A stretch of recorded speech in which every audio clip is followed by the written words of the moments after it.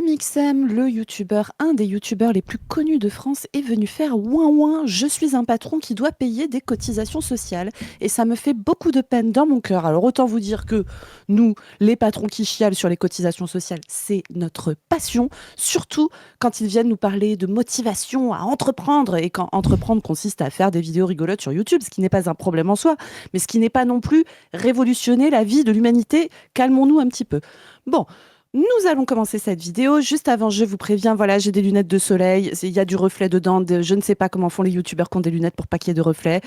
J'ai un petit souci aux yeux, mais grâce à la glorieuse sécurité sociale que Amixem ne veut pas financer, eh bien, j'ai accès à la fois à des professionnels de santé spécialisés et à des traitements qui me permettent de ne pas finir aveugle. Et donc ça, c'est quand même super, n'en déplaise à Amixem.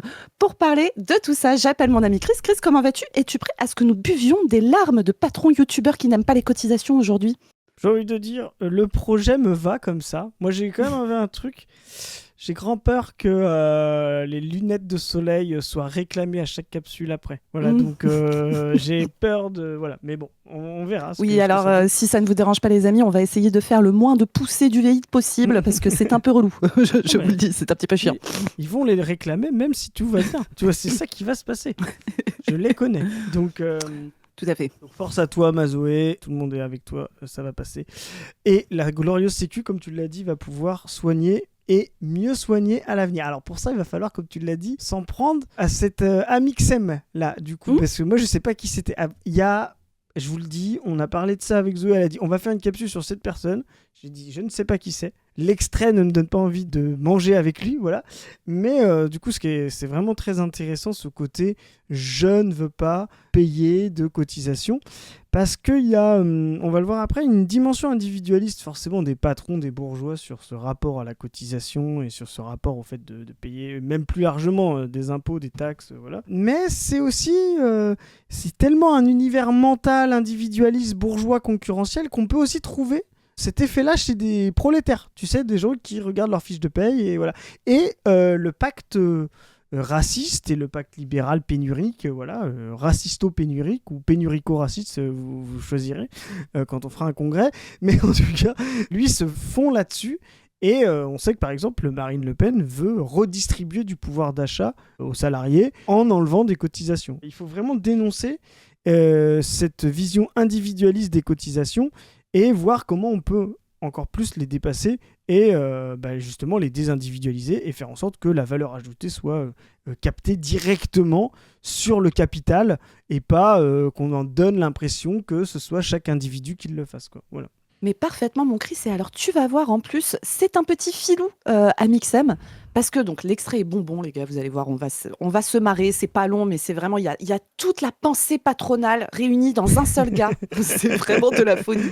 Et le mec, en fait, il t'explique qu'en fait, c'est pas tellement pour lui qu'il est triste, c'est pour ses employés, Chris. Parce qu'il aimerait bien leur donner plus d'argent à ses employés, mais il peut pas, il est obligé de payer le cancer du sein de Josiane. Alors que Josiane pourrait crever sur un trottoir pour que Amixem puisse se garder ses dividendes et pouvoir enfin augmenter ses salariés. C'est ça la vérité. Bon, bref. Vous avez vu, il se peut que nous soyons un petit peu salés. Il se peut que nous soyons là pour l'attraper, globalement l'attraper philosophiquement. En pensée, bien sûr, nous n'attrapons personne dans la vraie vie. Et donc, c'est parti. Alors, pour vous mettre un peu le contexte, je vais vous expliquer un peu. Ce gars est invité, là, donc, Amixem, un des youtubeurs les plus connus de France. Je pense qu'il est dans le top 10 français. Voilà, donc ça c'est pour m'humilier, voilà, et me rappeler que je suis un boomer. Du coup, je ne le connais pas. Merci. Oui.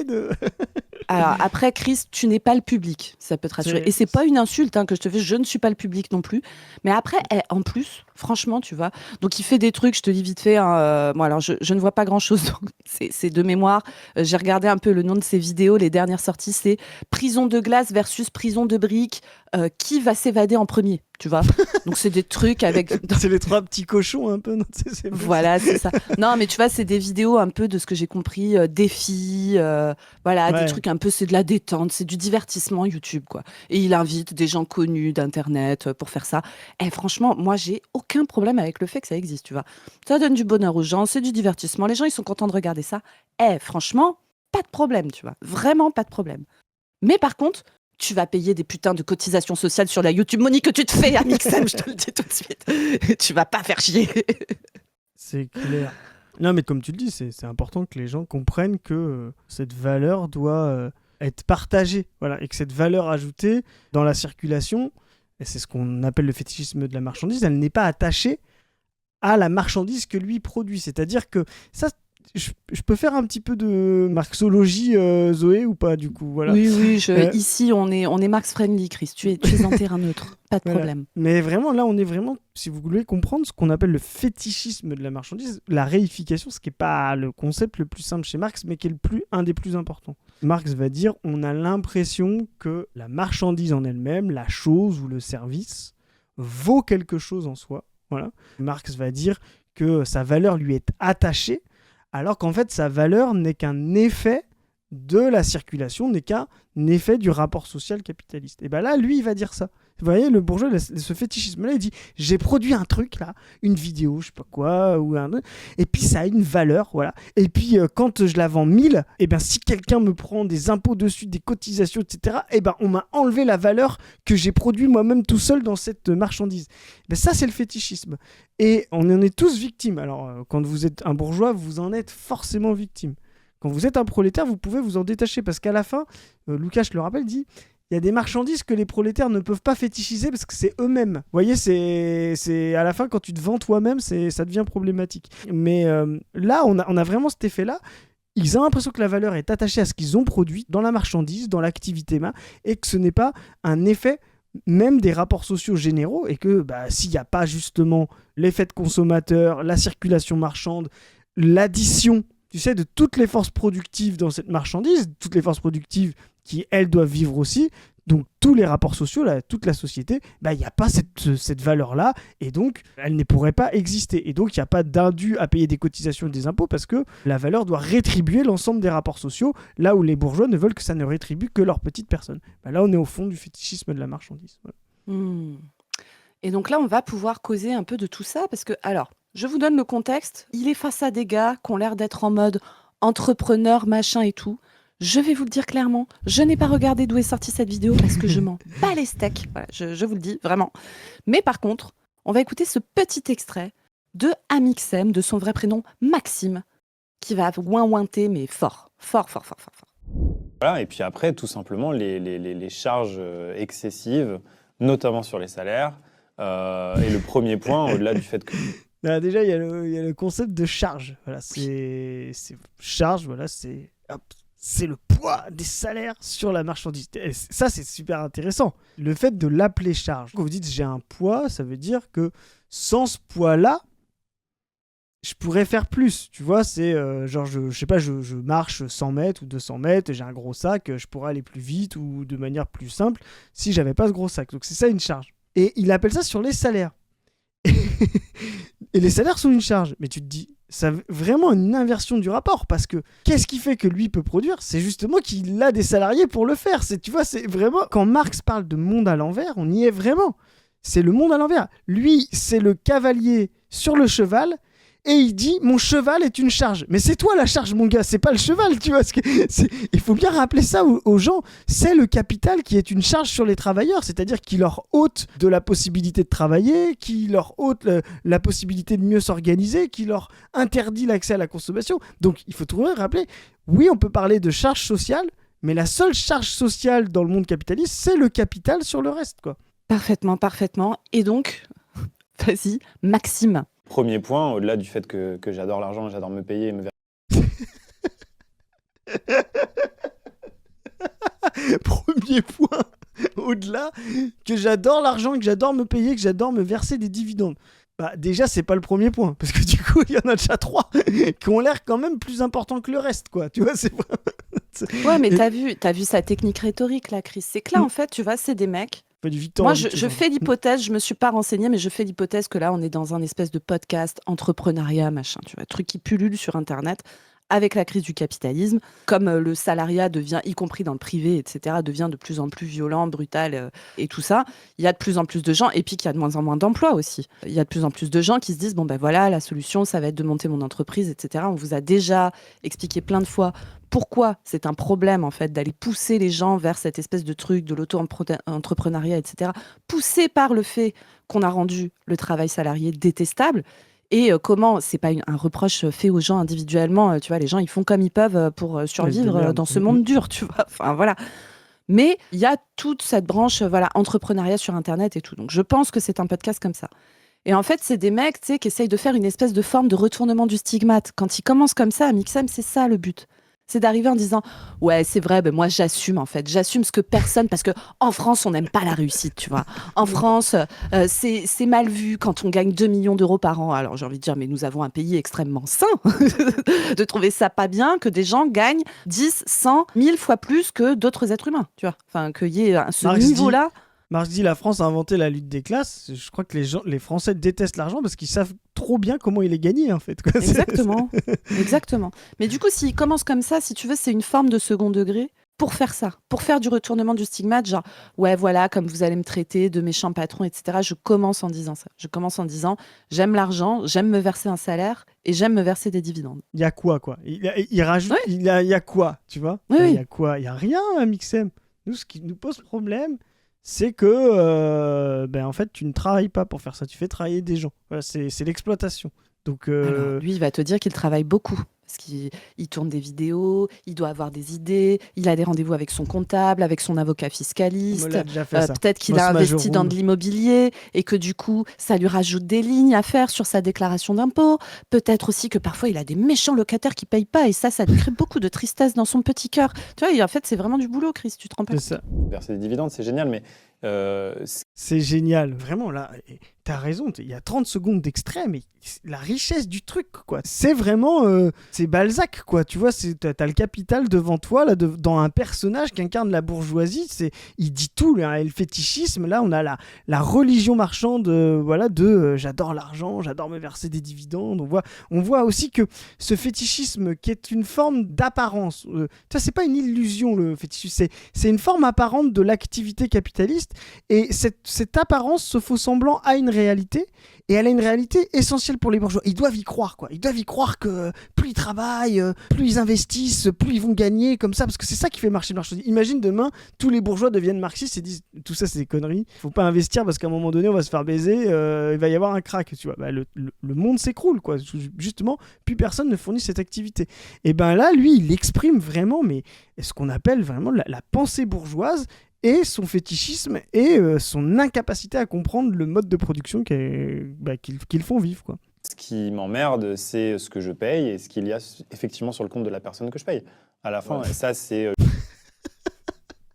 T'as vu ce chien? Alors non, Ah ouais. pardon, excusez-moi, je vais pas dire ça parce que Si, les si, chiens c'est un sont chien, des animaux si. adorables. Non, Chris, s'il te plaît, Tout anticommuniste respectons nos est un camarades chien. les chiens, d'accord? Les chiens c'est vrai. ont une place très importante dans la vie de beaucoup de gens. Ils ont rien demandé. Moi, j'ai vrai. jamais vu un clébard se pointer sur une chaîne YouTube raconter que payer des cotisations à la sécurité sociale c'était de la merde. Jamais, d'accord? Par contre, j'ai vu Amixem faire ça. Donc un peu de respect, tout de même. Mais là, t'as vu? C'est ce que je disais au départ, mais t'as vu comme sa technique là, c'est de dire en fait, moi je suis découragée de voir entre ce que je paye et ce qu'il y a sur le compte en banque de la personne. Parce que lui, ce qu'il a au cœur, mon pauvre Chris, c'est que la personne soit payée très cher. Alors juste avant, Amixem, t'as cité tes dividendes. Donc je vous rappelle, hein, les dividendes, c'est une rémunération sur le capital de votre entreprise. Vous détenez tout le capital ou une partie du capital de votre entreprise. Et bien, chaque année, dans l'argent qui est généré par l'entreprise, vous pouvez vous tirer du bénéfice du simple fait que vous soyez propriétaire de cette boîte, c'est-à-dire pas de travail, pas de choses comme ça. Par contre, comme la boîte a produit des choses, il y a eu du travail qui a produit cet argent. C'est le travail du salarié dont parle Amixem actuellement, d'accord?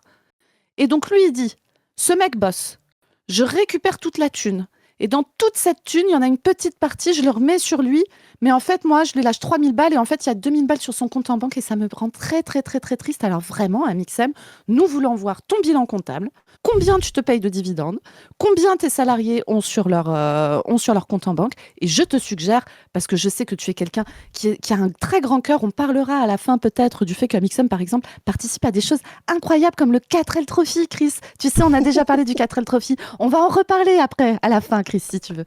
Et donc voilà, moi je suis pour que tu puisses vraiment aller au bout de ta démarche philanthropique, Amixem. Et donc dis-nous combien tu te verses de dividendes. Donne-nous tes codes de banque pour qu'on puisse nous-mêmes faire le virement de tes dividendes vers le compte en banque de ton salarié pour que tu sois de nouveau heureux. D'accord ? Oui. Ou alors qu'ils distribuent des actions, parce que on va le redire plusieurs fois ça, parce qu'il y a un rapport révolutionnaire de l'ordre social de la loi, et comme tu l'as dit, ces titres qui lui permettent des dividendes ne sont qu'un rapport juridique, un rapport social aussi, de reconnaissance que machin a déposé un jour 500 euros et donc est propriétaire du capital social total à hauteur de 50%, etc. Et que tu as dit un truc intéressant tout à l'heure, tu as dit cet argent quand il y a des dividendes, mais en fait, c'est encore pire, c'est vraiment le capital, c'est cette valorisation. Oui. Tu sais, c'est. Non, mais c'est pas pour te contester, mais pour comprendre, c'est quand il y a une activité, une entreprise qui marche bien, elle est valorisée plus haute. Et donc, après, on re-regarde, on dit qui la possède à 100%, à 50%, et donc on doit en retirer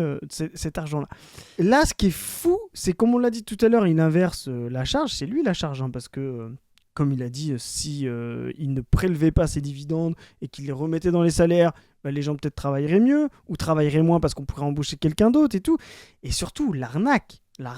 Imaginons un monde. Allez, demain on arrive au pouvoir, Zoé, on se marre 2 secondes et on dit on enlève toutes les cotisations sur les salaires individuels. Parce que avec le problème que ça peut créer aussi, c'est-à-dire de croire que les gens se font voler et on dit non, on va prélever collectivement la valeur. Plus généralement, on va aller directement attaquer, prendre le capital social des entreprises. Ce sera encore plus communiste que la cotisation telle qu'elle est aujourd'hui.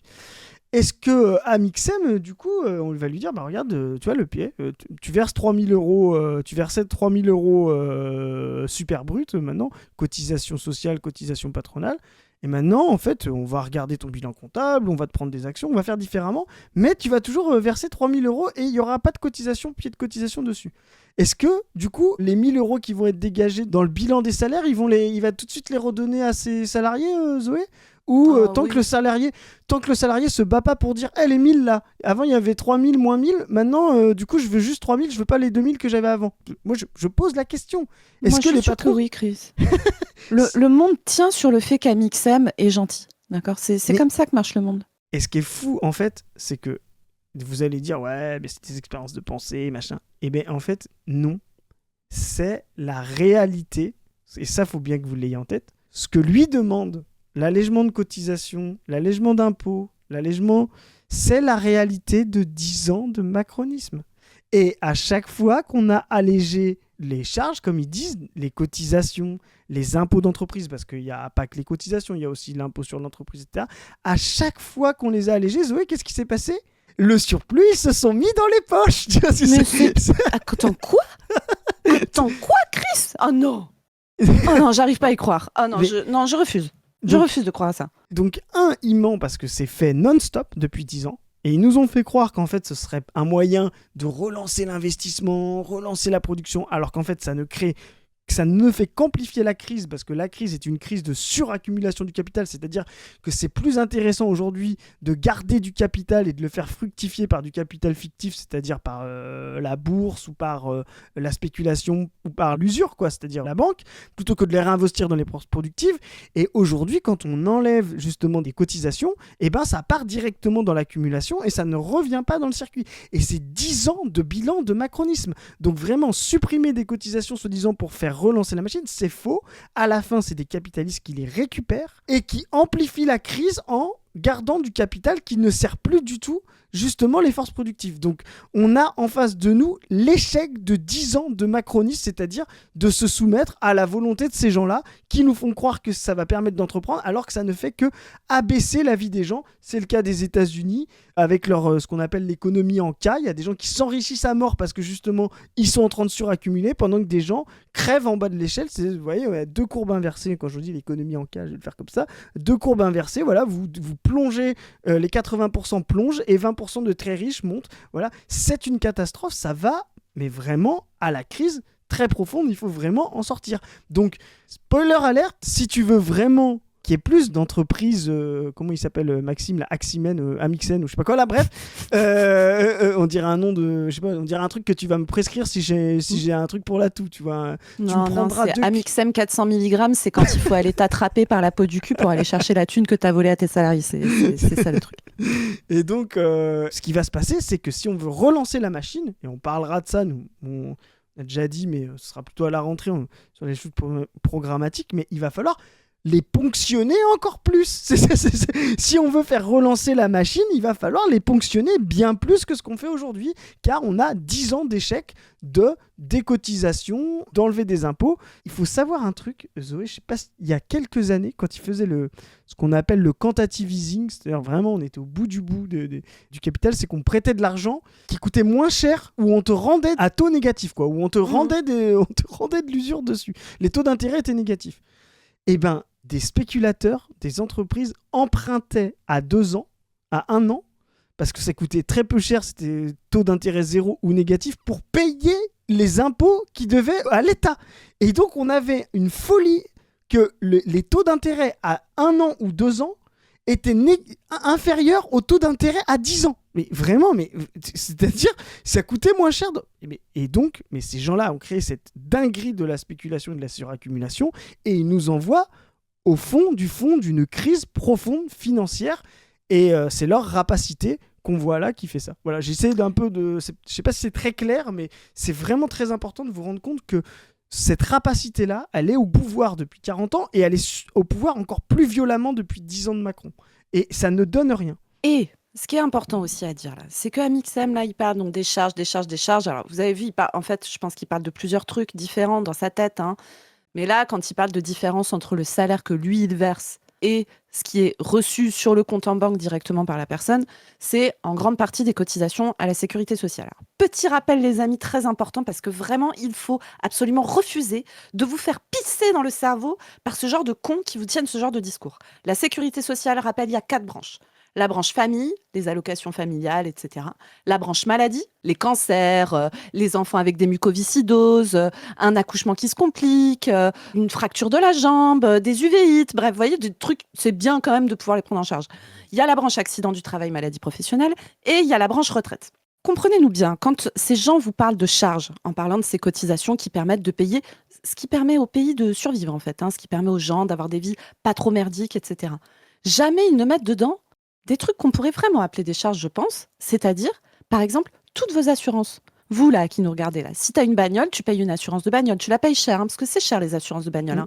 Même si tu n'as pas une énorme bagnole et que tu t'assures pas super bien, tu en as quand même au moins, en général, pour 60-70 balles par mois. Ça, c'est vraiment le bas du bas du bas.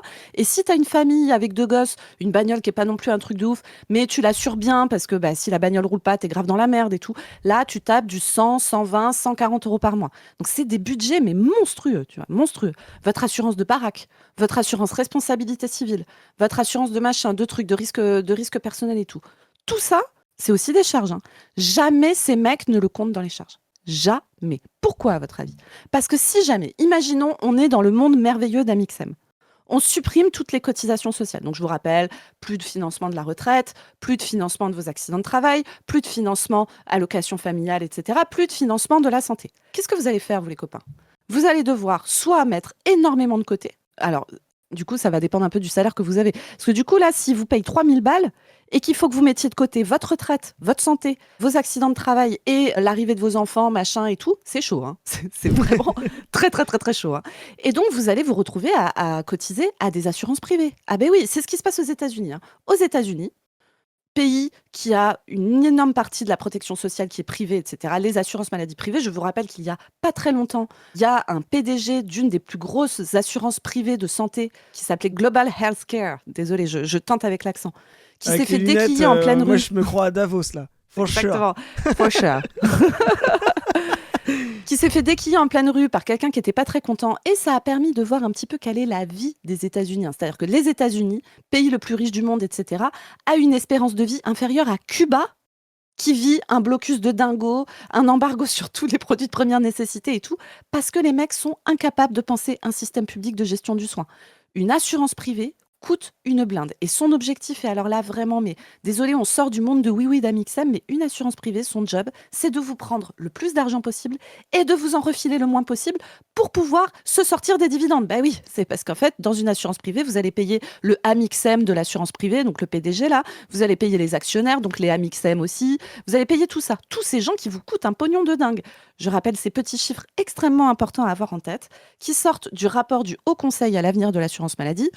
qui ne sont pas des grands marxistes, mais qui sont des mecs qui font des rapports sur comment on gère et tout. Le rapport est accessible, il date de 2021 ou de 2022.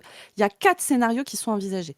Dans ces 4 scénarios, il y a le fait de virer complètement les assurances privées pour la santé, parce que je vous rappelle que nous, on a la sécurité sociale, mais on a aussi ce qu'on appelle les mutuelles, qui ne sont pas des mutuelles dans la majorité des cas, mais des assurances privées, qui coûtent quasiment la moitié de ce qu'on cotise, parce que oui, il y a aussi vos cotisations complémentaires qu'on ne compte pas dedans, mais qui par contre remboursent 12% des soins. Là, vous commencez à sentir un petit peu la douille, c'est-à-dire que vous cotisez énormément et ça rembourse quasiment que dalle. Ces mutuelles-là, ces assurances privées, on sait qu'elles ont un coût de fonctionnement qui est monstrueux, parce qu'il faut payer les Amixem, justement. Et que, comme il y a de la concurrence, il faut payer des marketeurs, il faut payer des commerciaux, il faut payer machin, il faut payer tout ça. Quand vous avez une seule assurance publique, cette question ne se pose pas. Sur 100 balles que vous cotisez à l'assurance privée, il y a 21 € qui vont partir dans ces trucs-là. Seulement 79 € restent pour payer les soins. D'accord ? À la sécurité sociale glorieuse, les frais de fonctionnement, c'est 3%. Vous cotisez 100 balles à la sécu, le Amixem, là, qui s'arrache le cœur de devoir cotiser, c'est horrible et tout. Il y a 97 € qui partent pour les soins. C'est-à-dire que le coût qu'il y a, 3% versus 21%, je vous fais le calcul extrêmement rapide, ça coûte 7 fois plus cher de financer des assurances privées.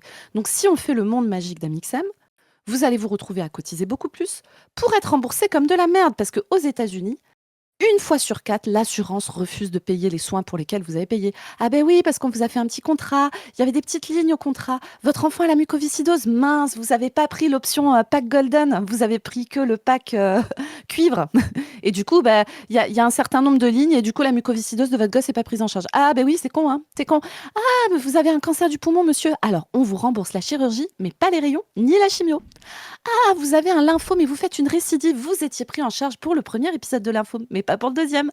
Ah, c'est dommage, hein. Et donc là, c'est la glorieuse société américaine où derrière, on compense avec de la charité de con. C'est-à-dire que si vous vous retrouvez dans la situation où votre gosse a la mucoviscidose et que vous ne pouvez pas payer les soins parce que ça coûte des dizaines de milliers de dollars par an. D'accord ? Donc vous ne pouvez pas parce que vous êtes un prolo. C'est d'ailleurs pour ça que vous avez pris un contrat d'assurance de merde. Donc là, qu'est-ce que vous allez faire ? Eh bien, vous allez faire une kermesse à l'école, mettre un grand portrait de votre enfant avec un masque à oxygène sur la gueule pour faire chialer les gens, pour dire « Regardez, Timéo va mourir de son insuffisance respiratoire. S'il vous plaît, les riches qui s'en mettaient plein la gueule en refusant de payer des cotisations sociales, est-ce que vous pouvez faire l'aumône et m'aider à payer un peu le traitement ?» Et parfois, vous avez de la chance, il y a un Amixem qui vous prend sous son aile et qui vous met en avant en disant « Voilà, moi j'ai donné 100 000 € pour payer le traitement de Timéo, mais quelle société de merde, putain ! Quelle grosse merde ! C'est l'enfer ! Et vraiment, c'est ça qui est insupportable, c'est que ces mecs te font croire que ça serait de l'économie, etc. C'est faux. Tout ce que vous ne cotisez pas, vous allez devoir le payer à des organismes privés qui vont vous faire payer beaucoup plus cher pour un service beaucoup plus merdique. Le public, ça coûte moins cher et c'est plus efficace. Sauf que quand vous êtes un Amixem et que vous êtes pété de pognon, vous pouvez faire cette espèce de balance de vous dire, bah ouais, mais moi, si je prenais moi-même mon contrat d'assurance privée maladie, moi j'ai regardé comment ça se passe aux États-Unis, c'est super. Au moins aux États-Unis, ils n'ont pas de problème avec la réussite, etc. Mais vraiment, faut vraiment aller se faire foutre. Faut vraiment aller se faire foutre pour ne pas se rendre compte de la gravité des conséquences politiques qu'ont ce type de discours. Et vraiment, je vous le redis, ne vous faites pas pisser dans le cerveau. Le jour où on vous parle de charges, interrogez votre assurance de bagnole et votre assurance de maison. Je vous ai parlé des gaps sur les assurances santé. Imaginez vos assurances de bagnole et de maison, comment les mecs se gavent, d'accord ? Ils se gavent sur vos gueules. Imaginez un monde où on pense une assurance publique, universelle. On met de l'argent, pas à l'échelle individuelle, comme vous expliquez, Chris, comme ça on évite les Amixem qui dit « Ah ben moi, sur ma fiche de paye, il y a 1 200 € qui partent et tout. » Non, on prend l'argent directement là où il est créé, là où il est fabriqué, on prend la valeur et on l'utilise pour le mettre en commun et couvrir tous les risques de la vie. Votre bagnole tombe en panne, votre chat est malade, votre baraque a un dégât des eaux, votre enfant a une leucémie. Enfin, vous voyez, des trucs qui sont un peu chiants et où c'est bien d'avoir de la thune pour régler ce genre de problème, quoi. La vérité, c'est ça. C'est que, au contraire, il faudrait beaucoup plus de cotisations pour qu'on puisse beaucoup plus mettre en commun. Et ça, c'est, on va dire, une étape vers une démarchandisation complète, en fait, de ces choses-là. Mais la première étape, c'est de faire de la cotisation pour toutes les choses dont nous avons absolument besoin. Et on pourrait élargir la sécurité sociale, parler de sécurité sociale de l'énergie, sécurité sociale de l'alimentation, sécurité sociale des médias, sécurité sociale du sport, par exemple, tu vois, l'accès au sport pour tous et toutes, de manière adaptée en fonction des problèmes de santé. Friotiste de Zoé qui veut mettre des sécus sociales partout, quoi. Voilà, mais, non, mais tu vois ce que je veux dire. Ouais, bien sûr, bien sûr. Bien Le sûr, bien but, sûr. c'est que les gens comprennent ça, la mise en commun et repartir des besoins, c'est beaucoup plus efficace que de penser des trucs à la Mixem où chacun va se faire sa petite protection de son côté et tout. Et en plus, c'est de la baisse, je finis avec ça, mais vous voyez, par exemple, moi, j'ai une partie de... Donc, je suis en partie salariée et en partie profession indépendante libérale. Sur ma part libérale, par exemple, alors ça a été pensé par les libéraux, hein, ce fonctionnement-là, mais sur ma part libérale, par exemple, moi, je suis très, très mal prise en charge en cas d'arrêt de travail. Tu vois, mais très mal prise en charge, c'est-à-dire que pendant 3 mois, je touche rien, et au-delà des 3 mois, tu touches, mais en fait, pas suffisamment. Tu vois, ben, moi, il y a le cabinet médical, il y a l'électricité, les secrétaires, etc., qui continuent d'exister si moi, je peux pas travailler. Et donc, il faut quand même payer ça, tu vois. Et donc, en fait, la manière dont tu es pris en charge sur tes arrêts de travail ne permet pas de subvenir à la fois à ce qu'il faut payer pour que ton lieu de travail continue à fonctionner pendant que toi, t'es pas là, et bah, le fait de vivre toi-même, c'est-à-dire te payer ton essence, ta bouffe, machin, machin, machin, machin.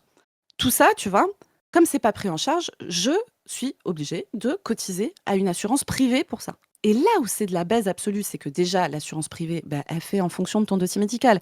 Moi, j'ai une maladie chronique auto-immune, tu vois, que vous Mm. voyez là actuellement. Donc autant vous dire que quand je me pointe avec mon infection longue durée, etc., ça se passe pas bien pour ma gueule quand il faut négocier un contrat d'assurance. Donc je paye vachement plus cher que quelqu'un qui n'est pas malade. C'est pas très juste, tu vois. C'est un petit peu, C'est pas c'est top. un petit peu dégueulasse, tu vois. Il y a ça, mais en plus, le mec qui te fait ton contrat d'assurance te rassure quand il te dit ça en te disant mais ne t'inquiète pas, en fait, il y a une loi, la loi Madelin, etc., qui va te permettre de défiscaliser ce que tu cotises à l'assurance privée. Donc au final, ça reste de l'argent public qui finance ces merdes-là, mais en beaucoup moins efficace, en beaucoup plus inégalitaire en fonction de ton état de santé et tout. Rendez-vous compte de la baisse que c'est vraiment de la folie, hein. Bref.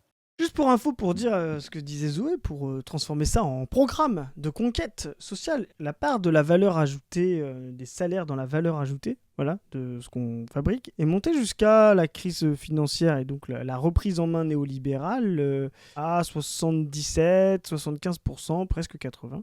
Aujourd'hui, elle est à peu près à 60, 62, 63. Voilà. Donc ça veut dire qu'en fait le capital a repris toute cette valeur-là et que cette valeur-là n'est plus redistribuée dans les salaires. Vous voyez, c'est exactement ce que fait le Amixem. J'en donne de moins en moins à mes employés et puis je prends un maximum de dividendes. Ben moi je propose que, comme elle a dit Zoé, on va simplifier le salaire pour tous les travailleurs. Vous aurez juste votre salaire à la fin. Pas de... Voilà.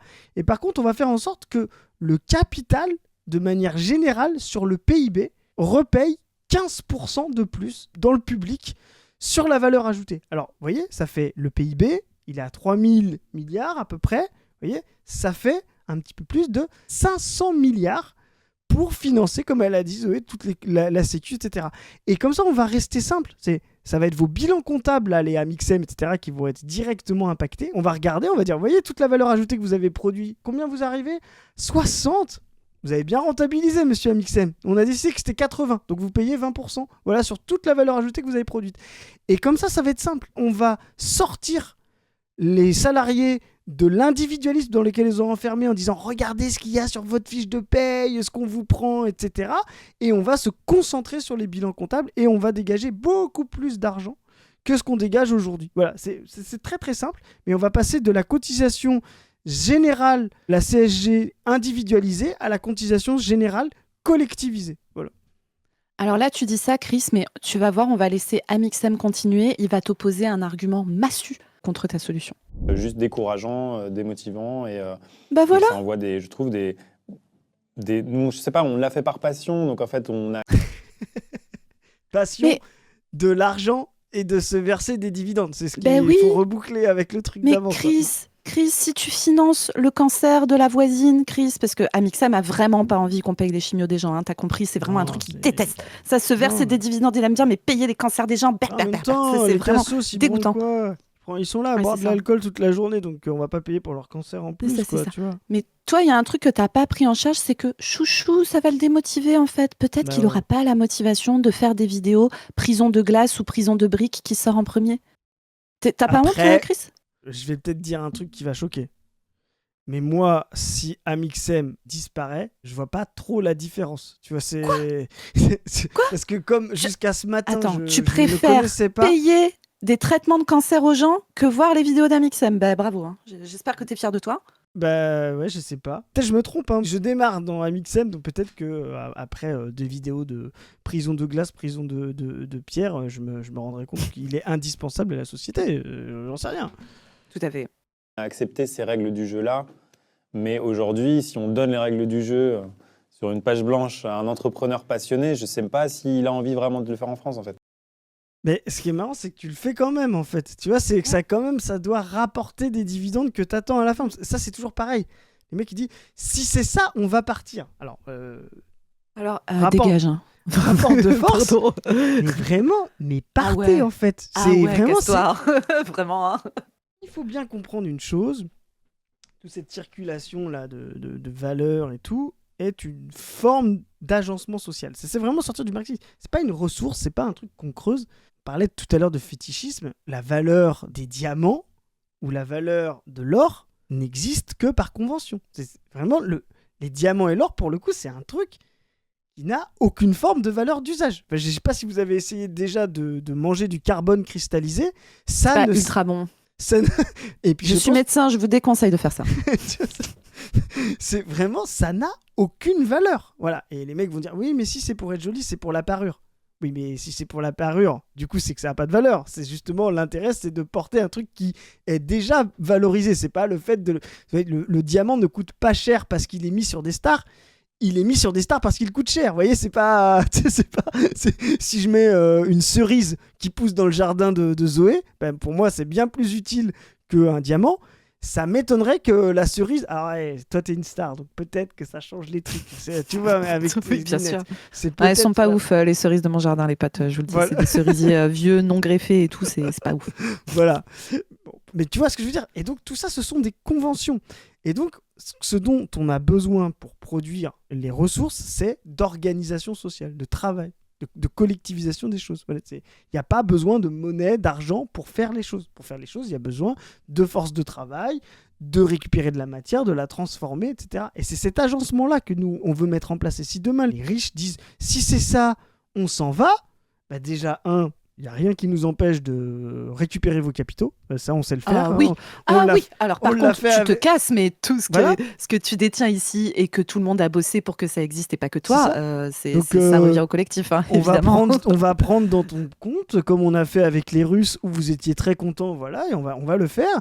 Et puis, bah, les usines, je sais pas, il me semble que les usines, si c'est, je sais pas, Bernard Arnault, les usines de maroquinerie ou voilà, qu'on a en France, ou les médias, demain on parle de démanteler Bolloré, mais je pense qu'il faut aussi démanteler Bernard Arnault, son consortium, hein, pas lui directement, parce que ça serait... même Mathieu Pigasse en vrai. Hein. Voilà, même Mathieu Pigasse, bref. Eh bien, toutes ces imprimeries, ces rédactions, elles savent tourner sans toi. Donc, mais tu verras que quand tu vas partir, en fait, tu vas te rendre compte d'une chose, c'est que tu n'existes que parce qu'on te laisse par convention exister. Il y a vraiment que ça. Et quand tu vas partir et tu dis mais moi je m'en vais et donc mes usines, c'est la socialisation qui va les faire tourner, mes capitaux vont être repris par la collectivité et réinjectés dans l'économie réelle, bah tu vas te rendre compte en fait que ce que tu as n'est qu'une convention sociale, c'est-à-dire le fait de tolérer ce que tu as. Exactement comme on transforme le monde en décidant que la nuit du 4 août, alors même si c'est plus complexe, etc., c'est symbolique, etc., 1789, les privilèges n'existent plus. Le communisme, c'est un jour de décider collectivement, organiser, de l'appliquer ensuite juridiquement, concrètement, matériellement, que le pouvoir du capital, la propriété du capital disparaît. Ça vous paraît fou, ça vous paraît inconcevable, ça vous paraît incroyable. C'est pas plus inconcevable que 1000 ans de personnes qui ont cru qu'il fallait une monarchie et une aristocratie pour pouvoir être correctement organisées, quoi. Oui, et en plus, si tu veux, là, il y a vraiment ce truc en plus de, ouais, un entrepreneur passionné. Tu sais, il y a vraiment ce mythe de, ouais, moi quand même, avec mon talent d'entrepreneur, j'ai eu la bonne idée, etc. Mais en plus, ce gars fait du divertissement sur YouTube. Je suis désolée, mec, hein, je pense que tu t'es raconté en tant que personnage principal de ta propre vie, ce que je peux comprendre, hein, mais que tu étais un génie absolu, etc., qu'en fait, il n'y avait que toi qui pouvais faire ce truc et tout. Mais le plus probable, c'est que tu as eu de la chance, en fait. Enfin, désolé, hein, mais en fait, des gars qui veulent faire, ou des meufs qui veulent faire des vidéos de divertissement sur YouTube, des gens qui ont eu cette idée-là, il y en a des dizaines de milliers, je pense. Et... bon, il y a peut-être des mecs qui gèrent un petit peu mieux l'étalonnage, la technique, qui sentent un petit peu plus, c'est la tendance et tout ce qui va marcher et tout ça. Peut-être qu'il fait partie de ce groupe-là. Mais tranquille, quoi. T'es pas, enfin, je veux dire, tu n'as pas révolutionné les choses, T'es tu pas n'as pas inventé Jean-Sébastien Bach. En vrai, je pense pas. Non, Je pense pas qu'on non. jouera tes Tu vois. vidéos comme on joue Bach aujourd'hui. Vraiment, Non, et après, Amixem, moi non plus, tu vois, tranquille, hein. Non, c'est ça. Enfin, tu vois, mais en Je fait, me trompe, tout le hein. monde là, tous les gens qui regardent cette vidéo, tous les gens qui regardent tes vidéos, tu n'es pas spécial, en fait. Tu es un être humain comme les autres, d'accord? C'est ça. Et donc, que tu sois là, pas là et tout, le seul truc, c'est que ta position sociale actuellement te permet d'aller tenir tes petits discours de con anti-cotisation, donc anti-personnes malades, anti-personnes âgées, anti-pauvres, anti... Bah oui, parce que tu vois, moi j'en ai marre aussi qu'on euphémise le discours politique de ces mecs-là. Ce gars-là, je pense que si tu l'interroges, il dit non, moi je fais pas de politique, etc. Vraiment, hein, tu vois. Et c'est eux qui Là, en font le plus. mais bien sûr, le discours que tu tiens est un discours qui a concrètement pour effet de dégrader les conditions de vie de milliers de gens et d'en tuer. Mm. Enfin, vraiment, tu as du sang sur les mains quand tu dis ça. Ce que tu dis a pour conséquence de tuer des gens, des enfants, des vieux, des gens entre les deux. Voilà. Et en plus, si tu veux, moi, ce truc de la motivation et tout, putain, mec, mais ça, c'est vraiment. Alors, parole de mec bourgeois et valide, hein, vraiment. Parce que, putain, des gens qui font des tas de trucs vachement plus chiants que faire des vidéos sur YouTube, sans avoir de rémunération en retour et tout, il y en a plein. D'accord. Ouais. C'est ce que font les gens tout le temps, toute la journée, en fait. Tout le temps. D'accord. Je donne un exemple, tu vois. Par exemple, je pense que Amixem ne serait pas d'accord pour cotiser à un service public du grand âge, tu vois. Ça le ferait chier. Actuellement, on vit une situation qui est totalement inédite dans l'histoire de l'humanité, qui est qu'on a énormément de gens très âgés en proportion de la population. Et ça va être de plus en plus dans les prochaines années. Cette situation-là, elle est le résultat de choses plutôt chouettes qui sont que nous avons fait des progrès, notamment techniques, etc., particulièrement de médecine, qui font qu'on arrive à vivre plus longtemps qu'avant. Fin 18e siècle en France, il y a un enfant sur deux qui crève avant d'arriver à l'âge adulte. Et pour ceux qui arrivent à l'âge adulte, l'espérance de vie dans le prolétariat, etc., enfin, fin 18e, je ne sais pas si on peut parler de prolétariat, mais en tout cas, le prolétariat émergent, c'est 40 ans. Voilà. Donc, on est dans cette situation où on a beaucoup de gens âgés et jamais l'humanité n'a eu à faire face à ça. Et donc, ça nécessite qu'on se réorganise et qu'on se réorganise profondément.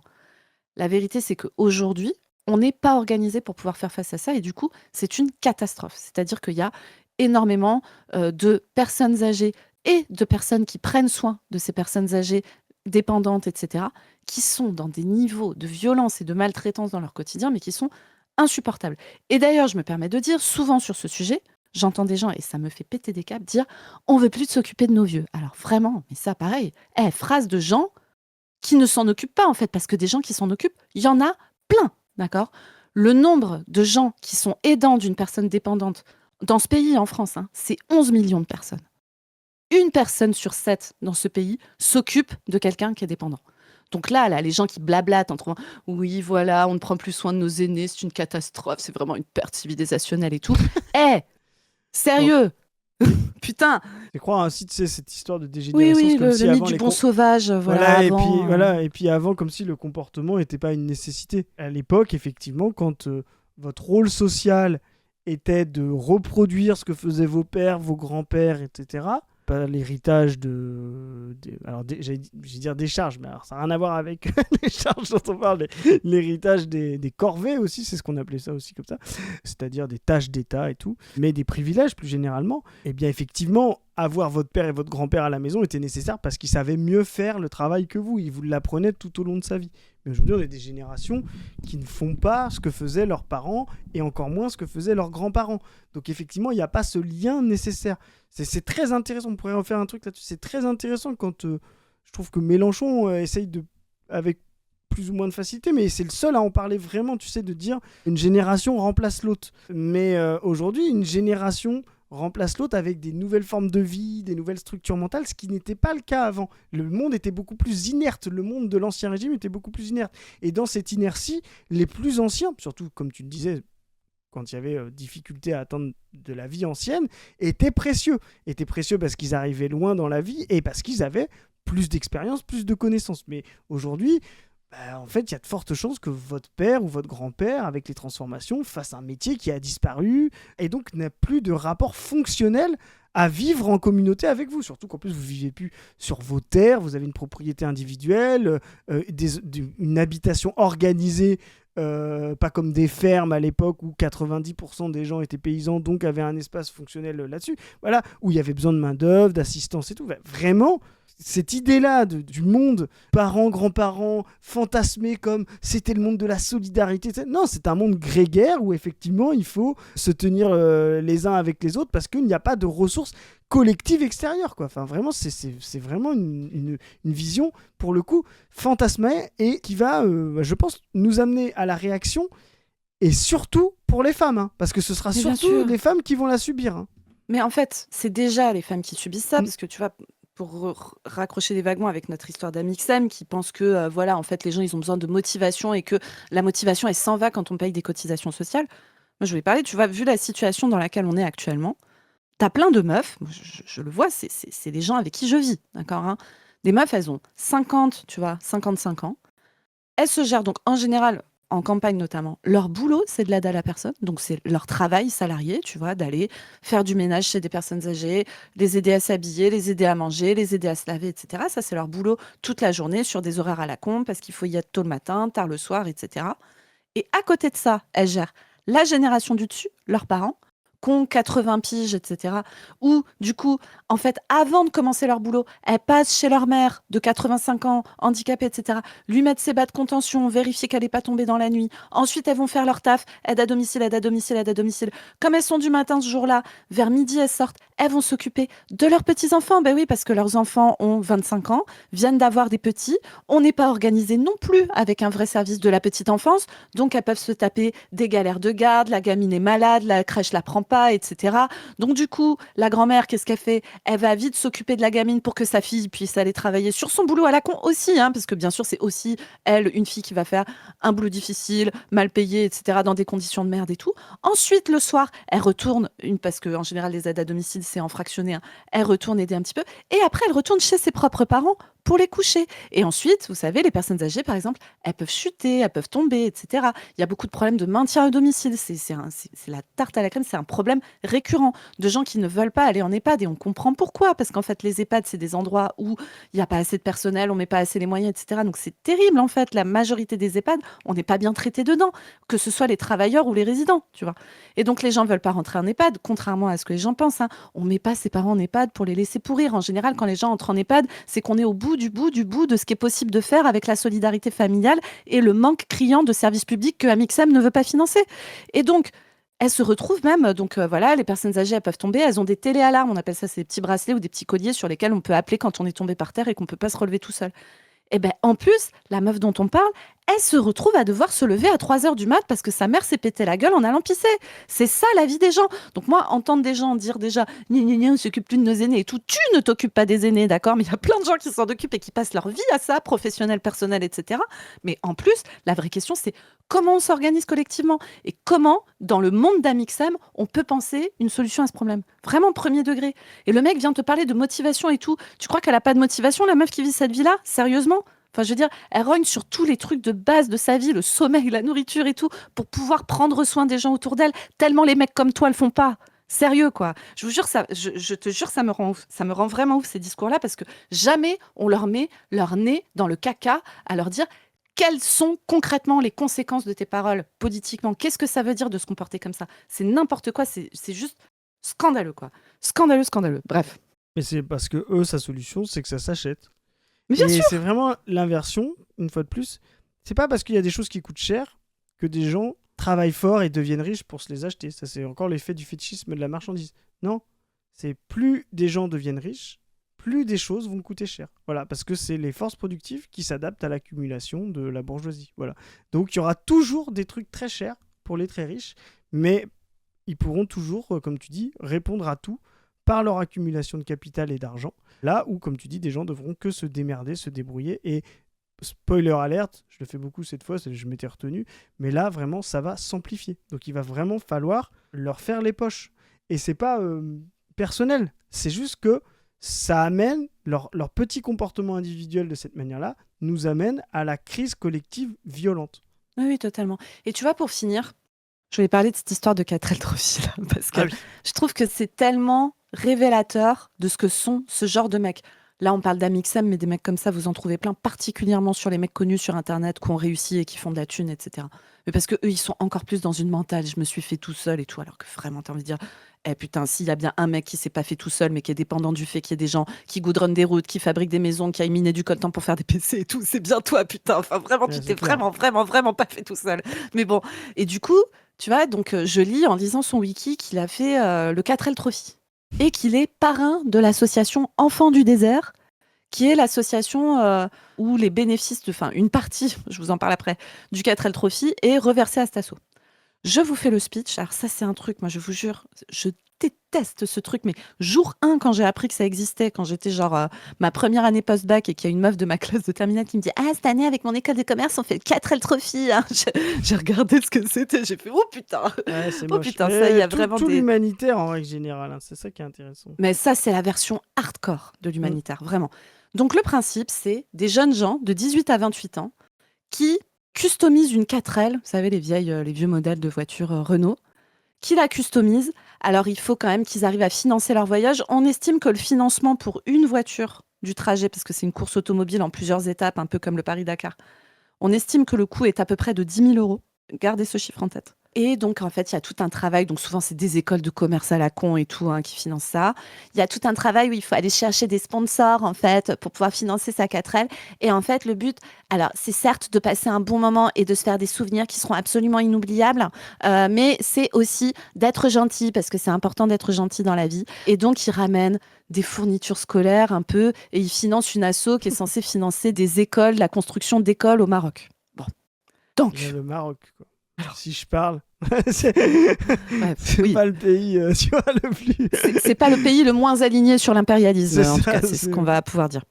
Bon, du coup, donc, vous avez Clotilde et Léontine avec Grégoire qui sont là. Donc, vous savez, juste, ça, c'était juste avant qu'ils se lancent dans Days, leur projet de bouffe, trop bien et tout.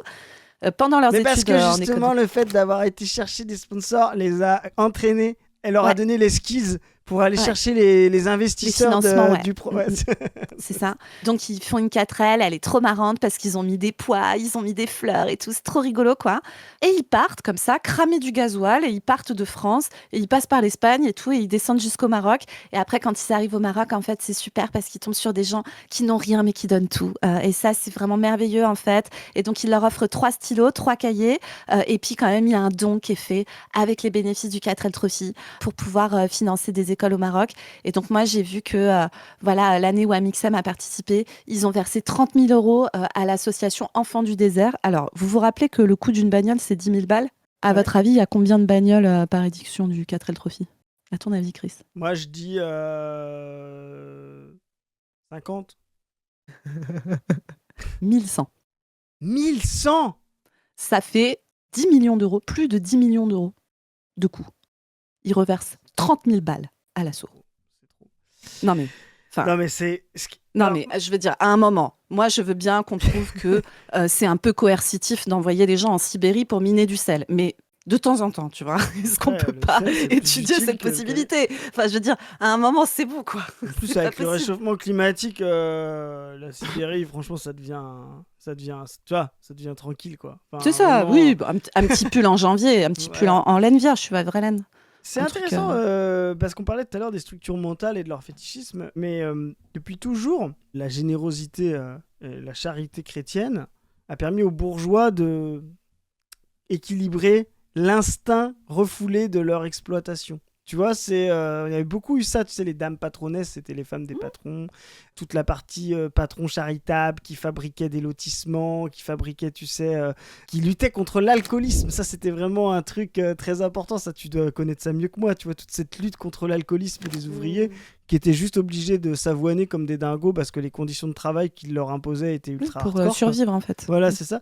Donc, et tout ça, ça a toujours été un moyen d'équilibrer la violence qu'ils avaient quand même du mal à, tu vois, malgré les structures mentales, à ne pas voir quand ils descendaient les rares fois dans leurs usines. C'est pour ça que ils descendent de moins en moins dans les usines, d'ailleurs. C'est pour ne pas la voir. Et encore moins dans leurs usines impériales. Mais l'impérialisme a créé aussi ça aujourd'hui. Et là, c'est vraiment la phase de... C'est là où nous, on va être très alignés sur quelqu'un comme Samir Amin, voilà, qui va montrer que l'impérialisme n'est pas simplement une phase critique, comme l'explique Lénine, c'est un stade suprême, mais c'est une phase suprême stable, où le sous-développement du Sud est nécessaire justement pour la performance du Nord. C'est pas simplement un retard, tu vois, c'est pas simplement une phase de retard et tout, non, on organise le sous-développement, non-développement du Sud pour pouvoir continuer de capter de la valeur au Nord. Et bien ce sous-développement-là, il a aussi cet effet de pouvoir qu'un Amixem se dise, en faisant ces ponts-là, ah mais en fait, en vrai, ils se plaignent mes ouvriers que je leur donne pas 200 balles de plus. Mais t'as vu ce qu'ils ont, voilà. Alors que moi, quand je fais le 4L Trophy, t'as vu avec quoi ils vivent. Donc vraiment, au Nord, faudrait qu'on arrête de se plaindre parce que tout ce qu'on a, moi, j'ai fait le tour. Je peux les emmener avec moi au 4L Trophy. Là, j'ai pris un gars, il va voir comment on vit là-bas. Donc faut arrêter de se plaindre. Avec 1500 €, on s'y retrouve très bien. Tu vois. Et là, c'est la question, tu vois, de ramener les rapports sociaux au fétichisme, à la valeur fausse, tu vois. Non plus à l'injustice qu'est l'exploitation, c'est-à-dire de dire tu te fais du beurre sur mon dos, tu vois, peu importe combien je gagne, tu te fais du beurre sur mon dos, même si demain je mange à ma faim, que je pars en vacances et que mes enfants vont bien, tu te fais du beurre sur mon dos, c'est illégitime en soi. Tu vois ce que je veux dire ? Il y a vraiment là un caractère révolutionnaire qu'il faut retrouver. En soi, c'est illégitime. Et c'est pas illégitime parce que je crève la dalle. Vous voyez, le salariat du centre, il faut qu'il abatte le capitalisme. C'est ce qu'attend de lui la périphérie. Non pas parce qu'il ne culpabilise pas d'abolir parce qu'il est trop intégré ou qu'il aurait des subsides. Non, il doit abolir le centre impérialiste, justement parce que la périphérie ne peut pas le faire seule et n'a pas les conditions pour le faire. Et ce n'est pas un problème que le salariat du centre vive mieux. Ce qui est problématique, c'est qu'il vit mieux par l'exploitation du Sud et l'exploiteur qui est lui-même, justement, l'ennemi de classe qu'il a nationalement. Et c'est cette triangulation qu'il faut arriver à faire. Et ces gens-là sont là pour empêcher cette conscience-là et de dire mais en fait, regardez, avec 2000 €, vous n'avez pas à vous plaindre parce que regardez au 4L Trophy. Et les gens se disent ah bah oui, c'est bien, on va se contenter de ça, c'est très bien parce qu'on pourrait être au Maroc, comme mon patron il a dit, et donc je vais arrêter de réclamer plus d'argent à la fin du mois, quoi. Après, tu vois, Chris, pour finir aussi sur cette histoire de 4L Trophy, parce qu'on a l'air de trouver que Amixem, en fait, il fait partie de ces gens qui préfèrent cette charité dégueulasse où en plus tu te mets en scène toi-même et tout. Enfin, vraiment, désolé si vous avez participé à ça, peut-être que vous étiez jeune, que vous n'aviez pas compris et tout, mais vraiment, je pense que tu peux pas faire pire que ça, honnêtement. Enfin, si tu peux aller tuer des enfants directement, quoi, mais bon, enfin, voilà. Non, mais dans la fausse conscience, ouais, tu peux rarement faire. Ah ouais, c'est vraiment l'enfer. Mais alors, rassure-toi, Chris, parce que je me le suis gardé de côté et je l'ai zoomé très très fort pour pouvoir le lire, malgré mon uveille de con, que je suis bien contente qu'Amixem, tu me payes mes médocs, là, je suis contente. Ah, je suis contente si tu savais. Et donc, il y a une éco-brigade, Chris, au 4L Trophy. Elle a été mise en place en 2020 pour inciter les équipages, attention, ouvrez les guillemets, à adopter une conduite souple, économiser l'eau, jeter ses déchets à la poubelle, trier les bouteilles en plastique pour recyclage et ne pas arracher les végétaux. Ah putain. Ah mais moi je les envoie. Moi je les envoie dans une usine Renault à Flins. Il y a tellement de délocalisation. Ça te plaît les 4L ? Ben tu vas aller à Flins, tu vois, et puis tu vas en monter des ailes de 4L à la chaîne. Voilà, ça sera beaucoup plus utile à la société et tu vas te rendre compte qu'il y a d'autres trucs à transformer avant d'aller amener des crayons pour te faire plaisir et te rassurer aux enfants marocains, quoi. Vraiment, mais c'est une honte, quoi. Vraiment, faut démonter ça, quoi. Après, bon, tu sais, pour éviter, je mets entre guillemets, cette association effectue la distribution. Donc, les dons sont faits à l'association Enfants du désert. Alors vraiment, j'ai envie de faire une enquête d'investigation sur cet asso. Hein. Moi, je vous le dis, j'ai vraiment envie. Hein. Permettant la construction d'écoles au Maroc, cette association effectue la distribution auprès d'associations locales, entre guillemets, pour ne pas faire de néocolonialisme. Non mais c'est un bingo, je te jure, le Wikipédia du 4L Trophy, c'est un bingo, t'es là, mais oh. Donc c'est ça qui est fort, c'est que tu vois la pensée de critique de l'impérialisme et de la colonialité, c'est bien qu'ils progressent, et ils essayent de retrouver un équilibre entre les deux. C'est genre, mais alors que... T'imagines, il y a une asso qui a Amixem pour parrain et qui redistribue aux autres assos locales. Ça doit se passer d'une manière clean, je pense, ça doit être parfait. Hein. C'est surtout que, en plus il y a des assos, tu vois, néocoloniales, avec des enfants. Ça distribue pas avec des crayons. Mais bon, tu vois. Donc, mais ce qui est fou, c'est qu'en plus, ils arrivent à se raconter ça alors que l'exercice de la colonialité, c'est justement de trouver des relais locaux à chaque fois. Tu vois, c'est vraiment... Il y a Ah toujours... bon, Chris? Ah bon? C'est l'histoire de la colonisation, quoi. D'avoir des relais locaux, des suppôts, des capots, des bourgeoisies qu'on crée là-bas. Vraiment, mais à quel moment c'est pour éviter le néocolonialisme, quoi. Enfin... Mais pourtant, la fondation Nord-Auto, c'est vraiment une toute petite PME locale française, hein, a ainsi offert en 2019 90 vélos pour la mobilité des enfants pour aller à l'école. Chris, t'en penses quoi? J'arrête parce que tout est comme ça. Hein. Cette centralité de l'école, en plus, tu sais, c'est vraiment... Faut les éduquer, les petits Marocains. Pour le néocolonialisme absolu. Faut vraiment les éduquer. C'est bien qu'on vienne leur donner de quoi s'éduquer. Hein. Ça, c'est vraiment le néocolonialisme, parce qu'en plus, les sociétés sont pas faites pour justement... avoir de l'école de masse comme nous on a chez nous. Donc c'est vraiment une déstabilisation absolue. Ça a été montré en Afghanistan, tu vois. Il y avait tous les trucs, la Claire Chazal et tout, dans des sociétés où il y a des Pashtuns, etc., qui n'ont pas du tout les structures sociales, familiales, etc., pour absorber ça. Enfin, c'est une catastrophe, quoi. On déstabilise vraiment des cultures et des pays juste pour se faire plaisir. C'est une honte absolue, quoi. Mais pour se prendre en photo à côté des petites filles qui vont à l'école, Chris, quand même. C'est ça. C'est sympa, avec leur nouveau vélo et leur nouveau crayon. T'as vraiment, tu sais, c'est vraiment, tu te donnes bonne conscience parce que la réalité de ce que tu fais au quotidien, c'est-à-dire supporter des guerres, supporter de la violence, supporter le capitalisme, te paraît insoutenable et il faut que tu rééquilibres, quoi. Et ça, tout ça sert à rééquilibrer. Et c'est pas pour rien qu'on trouve beaucoup ces gars là, ces youtubeurs faire de la charité, quoi, des events là, je sais pas quoi, des machins, des 4L Trophy, tu vois, tout ça, toutes ces saloperies qui ne servent à rien d'autre qu'à laver leur conscience. Alors vraiment, on est revenu, quand Marx parle de nouveaux dieux, de petits dieux, de nouvelles religions en parlant du capital, on y est vraiment, hein, et on a vraiment tout le spectre de la fausse conscience à la dévotion et au péché qu'on essaye de se faire pardonner et de laver et d'absoudre. Hein. Voilà, c'est vraiment absolu.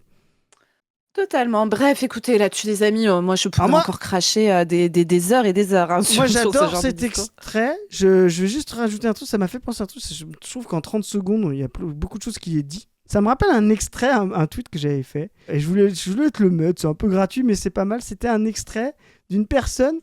Parce qu'on dit souvent, des fois, il faut avoir lu et tout. Mais des fois, en une phrase, on peut résumer toute une pensée, tout un livre. Et c'était une dame qui était à la sortie de Total. Et j'avais fait un tweet là-dessus, donc définition du capitalisme en une phrase. Et qui nous avait dit ça. Non mais moi je suis actionnaire, donc je ne travaille pas. Non mais moi je suis actionnaire, donc je ne travaille pas. Non mais moi je suis actionnaire, donc je ne travaille pas. On sait, madame, on sait. On est au courant. Voilà. Et donc, bah, vous voyez, c'est vraiment quand tu récupères des dividendes, c'est ça. C'est vraiment l'opposition. Elle le dit clairement. Non, mais moi, je suis actionnaire. Donc je ne travaille pas. C'est une conclusion logique. Tu vois. Donc, vraiment, voilà. Donc, merci Zoé pour cet extrait de Amixem. Je ne le connaissais pas.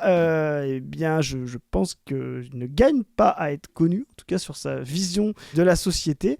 Mais je pense qu'avec un peu de rééducation, un peu de collectivisation, ça deviendra une belle personne. Oui, Amixem, tu vas prendre ta place dans le service public du grand âge et tu vas voir que tu vas être motivé, même s'il y a des cotisations sociales, et ça va très bien se passer. Sur ce, les potes, si vous voulez avoir un petit peu de billes sur l'anti-impérialisme, un petit peu meilleure que celle du 4L Trophy de Amixem, sachez que l'équipe de La Brèche est allé faire un film à Cuba. On est trop contents. C'est une production La Brèche avec l'équipe de La Brèche. On suit Saïd Bouamama début janvier 2026 à Cuba pour l'anniversaire de la tricontinentale. On tombe à Cuba au moment où l'île rapatrie les soldats tués par l'attaque états-unienne au Venezuela. 32 soldats cubains qui sont morts. Des soldats qui sont les martyrs de cette opposition qu'ils ont avec l'impérialisme américain. On a filmé donc cette tricontinentale, ces conférences, ces militants, ces gens aussi, des Cubains, qui parlent de leur île, de la manière dont on vit sous blocus américain depuis des décennies et des décennies. On espère que, voilà, proposer un film qui soit un film qui parle de marxisme, qui parle de communisme, qui parle de Cuba et de dans quelle situation est Cuba aujourd'hui, malgré le blocus, etc. Et qui parle surtout de l'actualité de la lutte anti-impérialiste. On veut que ça soit un film qui vous renseigne, qui vous éduque, qui vous forme, mais aussi qui vous donne envie de militer et de lutter. Donc vraiment, si vous voulez voir ce film, alors il y aura plein de manières dont on va le diffuser, on vous expliquera ça plus tard, mais l'avant-première, ça sera le 13 juin à Paris, à Nanterre plus précisément, à l'université, où on fait une grande projection et après on fait une conférence débat avec Saïd Bouamama, qui est le personnage principal du film, qui est un sociologue, militant au FUIQP et à l'URC et grand intellectuel marxiste actuel, et Salim Lamrani, qui est un universitaire spécialiste de Cuba et de ses relations avec les États-Unis. Je pense que cette conf va être un énorme banger. Si vous voulez aller assister à ça, vous pouvez encore réserver vos places, parce que cette fois, par rapport à l'autre événement, on a pris large pour que tout le monde puisse avoir le temps de réserver ses places, y compris ceux qui ont des vies où on peut pas savoir au bout de 2 jours si on va être dispo ou pas dispo sur cette date et tout. Vraiment, on a trop hâte de vous voir. Il y a aussi une soirée qui est prévue après au Carolus. Probablement que quand vous regarderez cette vidéo, il y aura quasiment plus de place pour la soirée parce qu'on a moins de place que pour la projection. Mais voilà, ça sera au plaisir de vous voir, de papoter, de discuter, de débattre, de se donner des petits tips militants, de se rencontrer. C'est le 13 juin, c'est à Nanterre. Vous avez le lien en barre de description, c'est 5 €. Donc voilà, c'est pas cher les copains. Et au 13 juin à tous ceux qui seront là. Vous pouvez aussi bien sûr aller voir tout le reste de ce que fait l'asso. Les annonces sont très longues, donc là je vais aller un peu vite. Mais il y a le nouvel épisode du podcast des Voix de l'exploitation qui est sorti il y a pas longtemps. Il y a des vidéos qui sortent chaque dimanche sur la chaîne On ne veut plus avec des énormes bangers. Vous pouvez aussi aller voir les autres chaînes de la Brèche. Vous pouvez attendre avec impatience le débunker de sondage qui va arriver bientôt. Vous pouvez également aller suivre nos réseaux Insta, Twitter. Et sur ce, on vous dit à plus tout le monde. Salut. Salut les gens. Salut.